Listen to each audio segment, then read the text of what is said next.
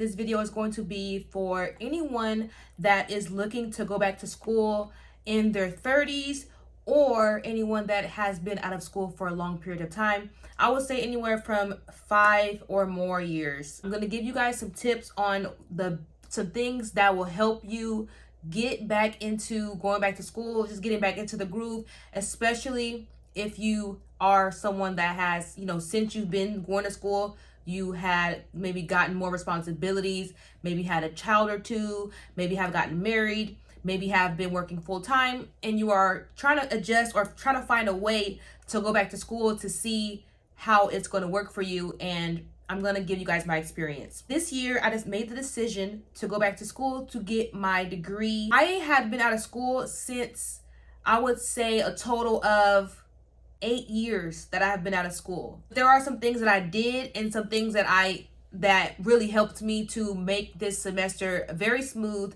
The first thing that I would recommend you do is first find out what you want to do. So if you are someone that has previously been in school and you already had a plan, make a decision to decide if you're going to either continue that plan, if you're going to start over. If you're going to continue that plan, then you can, go from there. But if you're going to start all over, then you are going to want to speak to a counselor. So whether you decide to continue your plan or start a new plan, you're going to want to first figure out what do you want to go to school for. It doesn't have to be necessarily you getting a 4 degree. It could be you getting some certifications. It could be you getting additional training. It could be you going to technical school for you to get like a trade. It doesn't necessarily have to be a 4-year degree, but basically figure out what you want to do first. Once you figure out what you want to do, then you want to go talk to a counselor.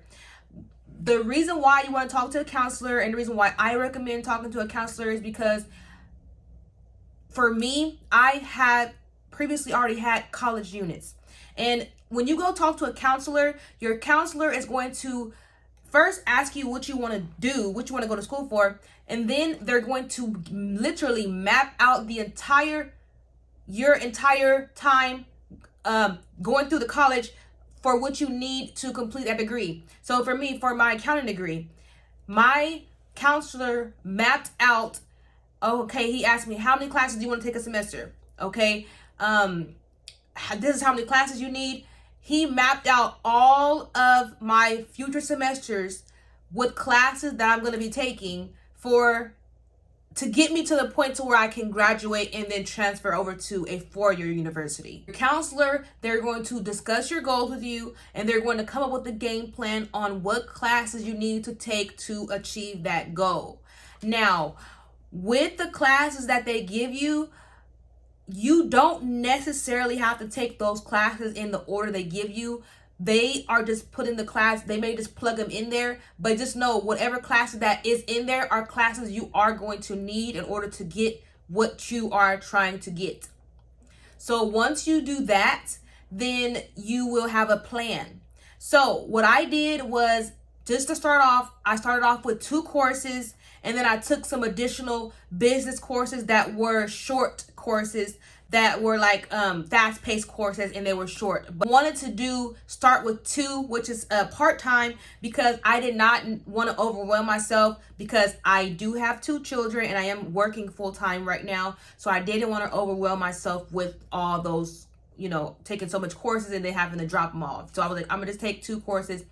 But anyways, when you take your course, the first course you take, so let's say if you decide you're gonna go part-time, start off small, take a course that you will perceive, or take one of the courses that are easier. The reason why I say that is because it's going to allow for you to get in the groove of getting in the groove of going on campus and getting parking situated and just getting acquainted with campus, instead of you going taking calculus for your first class. That's going to be harder than you taking. For me, I took appreciation of jazz class, which was an amazing course, but I took that class. So you want to make sure that you are taking something that's manageable, something maybe health, maybe physics, or something that's very easy. I don't want to say easy, but something that is going to be more simpler, just so that way you can get in the groove of taking that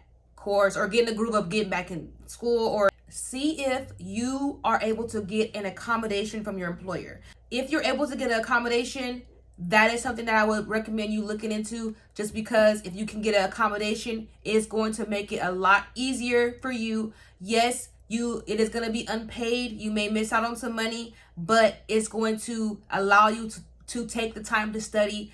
You know, maybe let's say if you your kids are at school, it's going to give you a little time to study or even take your classes, so that way you are able to get that degree that you want. The last thing that I would recommend is to take classes that line in with your schedule. So what do I mean by that? So when you're taking your classes, like let's say for example, you have Monday through Friday that you are able to take classes. Let's say Mondays and Tuesdays are your busier days. You know that those are your busier days according to your schedule, whatever you have going on in your life.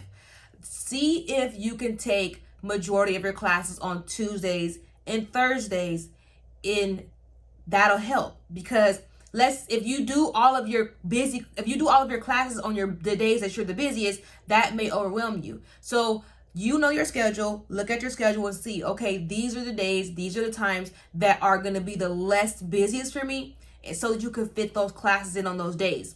Now, that's if you're going to be going on campus. If you're not going on campus and you say that you're going to be doing online, you can do online.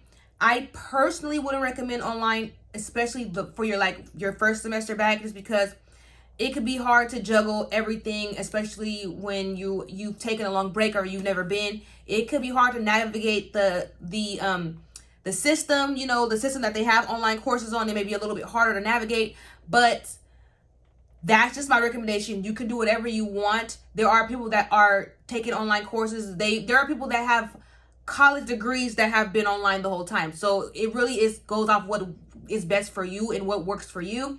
But whatever works for you, do that. So I hope this video was helpful.